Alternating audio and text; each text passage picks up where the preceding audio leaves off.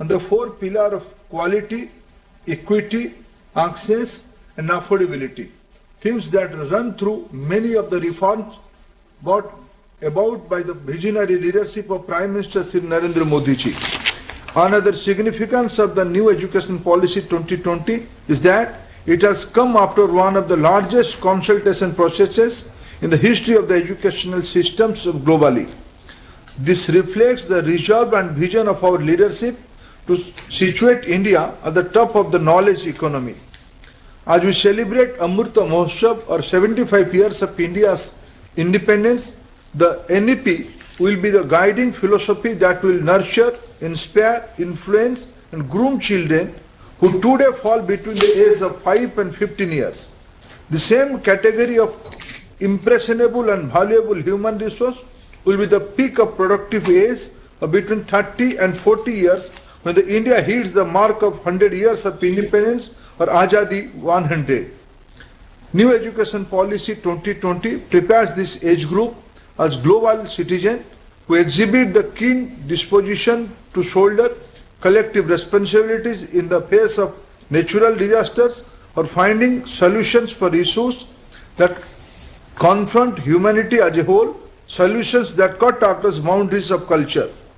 The resilience and survival of civilization is a direct consequence of the clarity of thought and its possible people. New education policy prepares our youth to be the flag bearers of a global community which bases itself on scientific thought, critical thinking, and humanism. This is the PM Modi's vision and government's mission that we will try to best of our capabilities to implement in letter and spirit. I also take this opportunity to express my sincere gratitude to Dr. Kasturi Rangan and the team of superior intellectuals and academics who drafted this landmark document. I again thank Honorable Prime Minister Modi ji for his presence today and his persistent guidance to the education sector. Sir, I welcome you to this program. Thank you. धन्यवाद sir. आदरणीय प्रधानमंत्री महोदय, आपकी अनुमति से राष्ट्रीय शिक्षा नीति के अंतर्गत अब तक की उपलब्धियों पर एक लघु फिल्म प्रस्तुत है।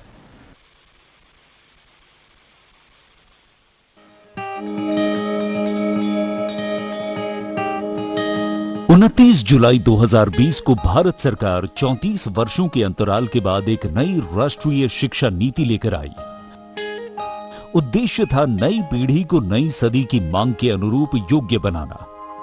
ये पॉलिसी 21वीं सदी के नौजवानों की सोच, उनकी जरूरतें, उनकी आशाओं, अपेक्षाओं और आकांक्षाओं को देखते हुए बनाने का व्यापक प्रयास हुआ है।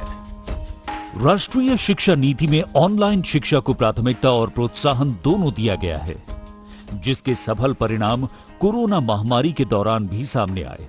पीएम ई विद्या कार्यक्रम के अंतर्गत ऑनलाइन, टेलीविजन एवं कम्युनिटी रेडियो के माध्यम से पढ़ना लिखना चालू रहा।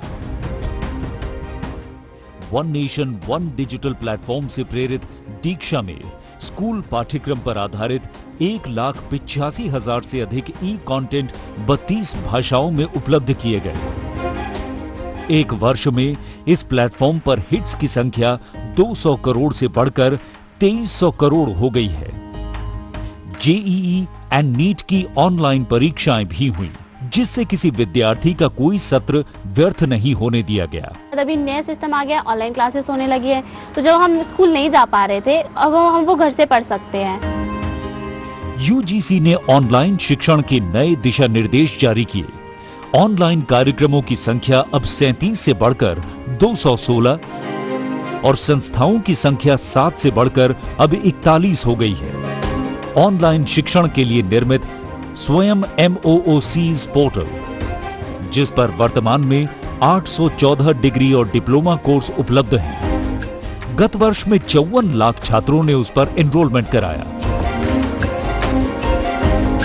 इस नई नीति से भारत में पढ़ने आए विदेशी बच्चों को भी हमारी सुदृढ़ व्यवस्था का लाभ मिला है।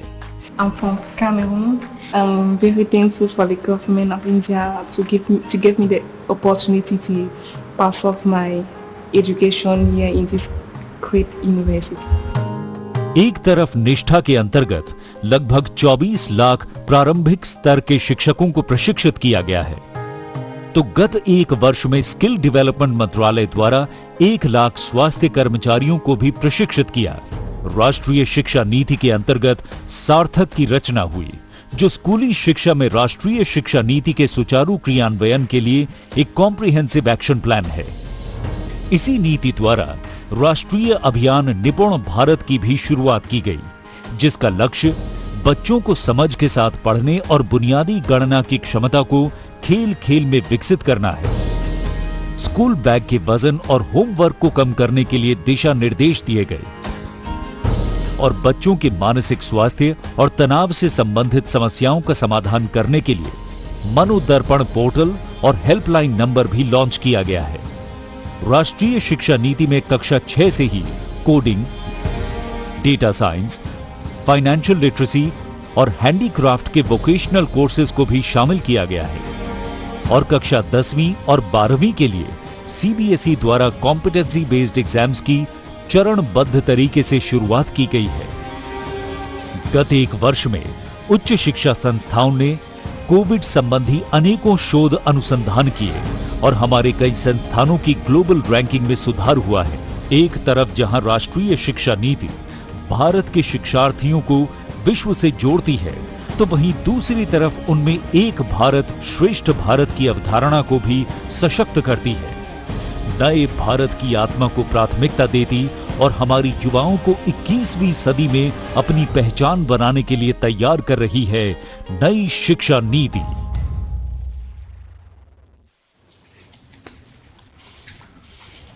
अब मैं माननीय प्रधानमंत्री जी से अनुरोध करूंगा कि वो शिक्षा नीति के अंतर्गत लिए गए हमारे कुछ पहलों का कृपया बटन दबाकर उद्घाटन करें।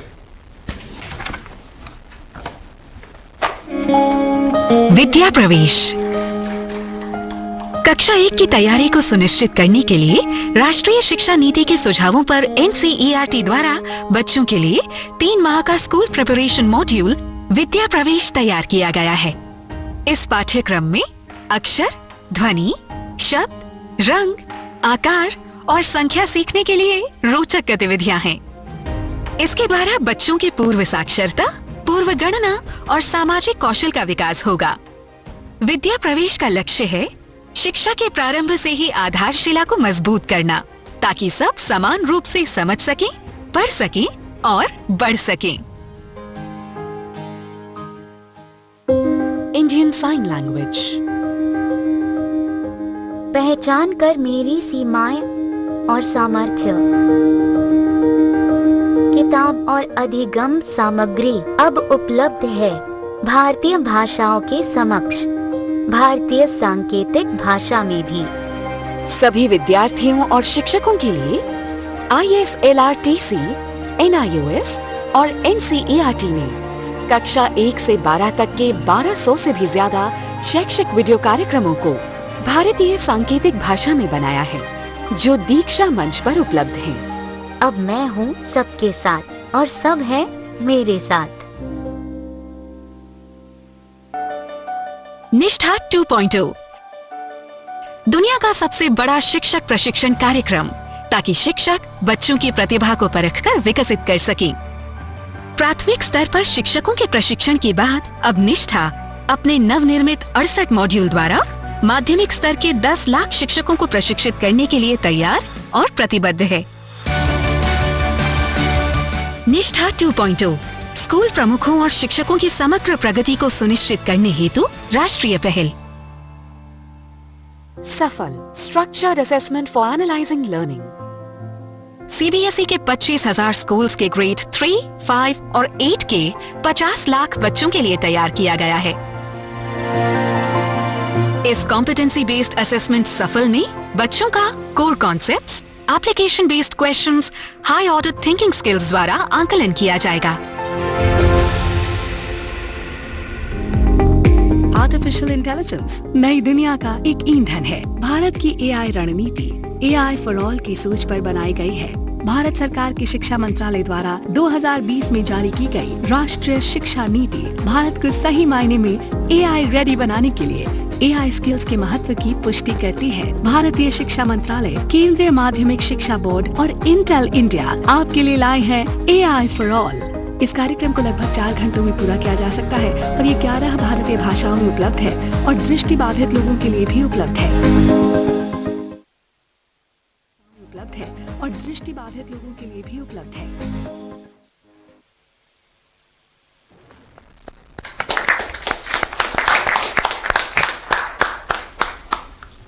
अब मैं माननीय प्रधानमंत्री जी से एक बार फिर अनुरोध करूंगा कि वे हमारे कुछ अन्य पहलों का कृपया बटन दबाकर उद्घाटन करें।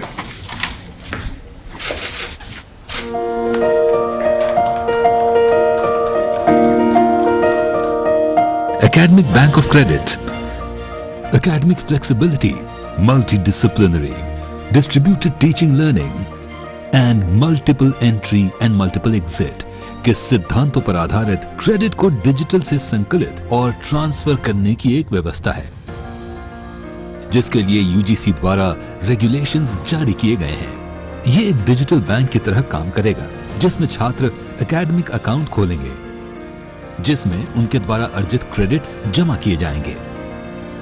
छात्र अपने खाते में जमा क्रेडिट का उपयोग डिग्री लेने में कर पाएंगे।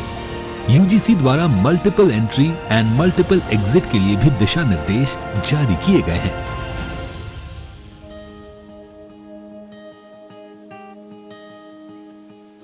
नई शिक्षा नीति का उद्देश्य छात्रों के समग्र विकास को सुनिश्चित करना है। AICTE ने 11 क्षेत्रीय भाषाओं में अनुवाद के लिए artificial intelligence based software develop किया है। शिक्षा को सभी की पहुंच में लाने के लिए इस सॉफ्टवेयर के माध्यम से क्षेत्रीय भाषाओं में पाठ्यक्रम तैयार किए गए हैं। Internationalisation of higher education. भारतीय और विदेशी उच्च शिक्षण संस्थानों के बीच परस्पर सहयोग बढ़े। इसके लिए यूजीसी ने क्रेडिट ट्रांसफर के साथ उच्च शिक्षण संस्थानों के बीच ट्विनिंग व्यवस्था के लिए दिशा निर्देश तैयार किए हैं।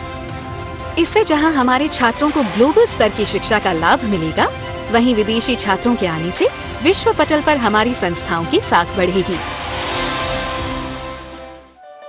NDEAR, national digital education architecture, digital first की सोच पर आधारित शिक्षा का सबसे बड़ा डिजिटल इंफ्रास्ट्रक्चर होगा। ये ओपन सोर्स और ओपन स्टैंडर्ड पर आधारित होगा, ताकि राज्य, केंद्र शासित प्रदेश, प्राइवेट एंटरप्रेन्योर्स इस इंफ्रास्ट्रक्चर का इस्तेमाल करके innovative future ready education solution बनाएंगे।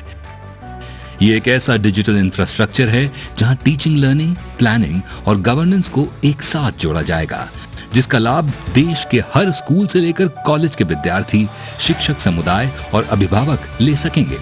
डिजिटल भारत में शिक्षा पर सबका समान अधिकार हो, इस दिशा में क्रांतिकारी प्रयास है NDEAR, स्कूल शिक्षा विभाग तथा IT मंत्रालय द्वारा तैयार किया गया national digital education architecture. National educational technology forum शिक्षा के विभिन्न आयामों में टेक्नोलॉजी के इस्तेमाल के लिए एक राष्ट्रीय मंच का निर्माण है। NETF प्रशासन, शिक्षण, मूल्यांकन, नियोजन आदि आयामों में टेक्नोलॉजी के उपयोग पर केंद्रीय एवं राज्य सरकार को परामर्श देगा। NETF शिक्षा के क्षेत्र में artificial intelligence, machine learning, blockchain technology और अन्य प्रकार के सॉफ्टवेयर द्वारा KG से PG तक शिक्षण और सीखने के तरीके में रचनात्मक बदलाव लाएगा, ताकि देश 21वीं सदी में वर्ल्ड एजुकेशन लीडर के रूप में छलांग लगा सके।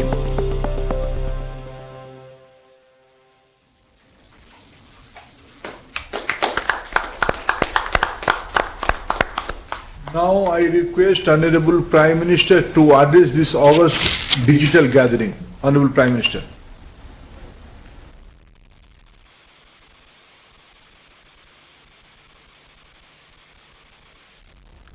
नमस्कार। कार्यक्रम में मेरे साथ जुड़ रहे कैबिनेट के मेरे सभी सहयोगीगण, राज्यों के माननीय राज्यपाल, सभी सम्मानित मुख्यमंत्री, उप मुख्यमंत्री, राज्य सरकारों के मंत्रीगण, उपस्थित शिक्षाविद, अध्यापकगण, सभी अभिभावक और मेरे प्रिय युवा साथियों, नई राष्ट्रीय शिक्षा नीति को 1 साल पूरा होने पर सभी देशवासियों और विशेषकर सभी विद्यार्थियों को बहुत बहुत शुभकामनाएं। बीते 1 वर्ष में देश के आप सभी महानुभावों, शिक्षकों, प्रधानाचार्यों, नीतिकारों ने राष्ट्रीय शिक्षा नीति को धरातल पर उतारने में बहुत मेहनत की है। कोरोना के इस काल में भी लाखों नागरिकों से, शिक्षकों, राज्यों, ऑटोनॉमस बॉडीज से सुझाव लेकर टास्क फोर्स बनाकर नई शिक्षा नीति का चरणबद्ध तरीके से लागू किया जा रहा है। बीते 1 वर्ष में राष्ट्रीय शिक्षा नीति को आधार बनाकर अनेक बड़े फैसले लिए गए हैं। आज इसी कड़ी में मुझे बहुत सारी नई योजनाएं, नए इनिशिएटिव्स, इसकी शुरुआत करने का सौभाग्य मिला है। साथियों, ये महत्वपूर्ण अवसर ऐसे समय में आया है जब देश आजादी के 75 साल का अमृत महोत्सव मना रहा है। आज से कुछ ही दिन बाद 15 अगस्त को हम आजादी के 75वें साल में प्रवेश भी करने जा रहे हैं। एक तरह से नई राष्ट्रीय शिक्षा नीति का इम्प्लीमेंटेशन आजादी के अमृत महोत्सव का प्रमुख हिस्सा बन गया है। इतने बड़े महापर्व के बीच राष्ट्रीय शिक्षा नीति के तहत आज शुरू हुई योजनाएं नए भारत के निर्माण में बहुत बड़ी भूमिका निभाएगी। भारत के जिस सुनहरे भविष्य के संकल्प के साथ आज हम आजादी का अमृत महोत्सव मना रहे हैं, उस भविष्य की ओर हमें आज की नई पीढ़ी ही ले जाएगी। भविष्य हम कितना आगे जाएंगे, कितनी ऊंचाई प्राप्त करेंगे, ये इस बात पर निर्भर करेगा कि हम अपने युवाओं को वर्तमान में यानी आज कैसी शिक्षा दे रहे हैं, कैसी दिशा दे रहे हैं। इसलिए मैं मानता हूं भारत की नई राष्ट्रीय शिक्षा नीति राष्ट्र निर्माण के महायज्ञ में बड़े फैक्टर में से एक है और इसलिए देश ने इस शिक्षा नीति को इतना आधुनिक बनाया है, इतना फ्यूचर रेडी रखा है। आज इस कार्यक्रम में जुड़े अधिकांश महानुभाव नई राष्ट्रीय शिक्षा नीति की बारीकियों से परिचित हैं, लेकिन ये कितना बड़ा मिशन है, इस एहसास को हमें बार बार याद करना ही है। साथियों, देश भर से हमारे कई युवा स्टूडेंट्स भी इस कार्यक्रम में हमारे साथ हैं। अगर इन साथियों से हम उनकी आकांक्षाओं के बारे में, सपनों के बारे में पूछें तो आप देखेंगे कि हर एक युवा के मन में एक नयापन है, एक नई ऊर्जा है। हमारा युवा बदलाव के लिए पूरी तरह से तैयार है। वो इंतजार नहीं करना चाहता, हम सब ने देखा है कोरोना काल में कैसे हमारी शिक्षा व्यवस्था के सामने इतनी बड़ी चुनौती आई। स्टूडेंट्स की पढ़ाई का जीवन का ढंग बदल गया, लेकिन देश के विद्यार्थियों ने तेजी से इस बदलाव को एडॉप्ट किया। ऑनलाइन एजुकेशन अब एक सहज चलन बनती जा रही है। शिक्षा मंत्रालय ने भी इसके लिए अनेक प्रयास किए हैं। मंत्रालय ने दीक्षा प्लेटफॉर्म शुरू किया, स्वयं पोर्टल पर पाठ्यक्रम शुरू किए। आज हमारे स्टूडेंट्स पूरे जोश से इनका हिस्सा बन गए। दीक्षा पोर्टल पर मुझे बताया गया कि पिछले एक साल में 2300 करोड़ से ज्यादा हिट होना ये बताता है कि ये कितना उपयोगी प्रयास रहा है। आज भी इसमें हर दिन करीब 5 करोड़ हिट हो रहे हैं। साथियों, 21वीं सदी का आज का युवा अपनी व्यवस्थाएं, अपनी दुनिया खुद अपने हिसाब से बनाना चाहता है। इसलिए उसे एक्सपोजर चाहिए, उसे पुराने बंधनों पिंजरों से मुक्ति चाहिए। आप देखिए, आज छोटे छोटे गांवों से, कस्बों से निकलने वाले युवा कैसे कैसे कमाल कर रहे हैं। इन्हीं दूर दराज इलाकों और सामान्य परिवारों से आने वाले युवा आज टोक्यो ओलंपिक्स में देश का झंडा बुलंद कर रहे हैं, भारत को नई पहचान दे रहे हैं। ऐसे ही करोड़ों युवा आज अलग अलग क्षेत्रों में असाधारण काम कर रहे हैं, असाधारण लक्ष्यों की नींव रख रहे हैं। कोई कला और संस्कृति के क्षेत्र में पुरातन और आधुनिक के फ्यूजन से नई विधाओं को जन्म दे रहा है।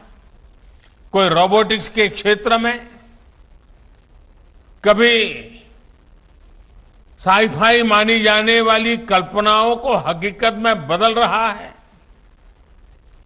कोई आर्टिफिशियल इंटेलिजेंस के क्षेत्र में मानवीय क्षमताओं को नई ऊंचाई दे रहा है, तो कोई मशीन लर्निंग में नए माइलस्टोन्स की तैयारी कर रहा है। यानी हर क्षेत्र में भारत के युवा अपना परचम लहराने के लिए आगे बढ़ रहे हैं। यही युवा भारत के स्टार्टअप इकोसिस्टम को रिवॉल्यूशनलाइज कर रहे हैं।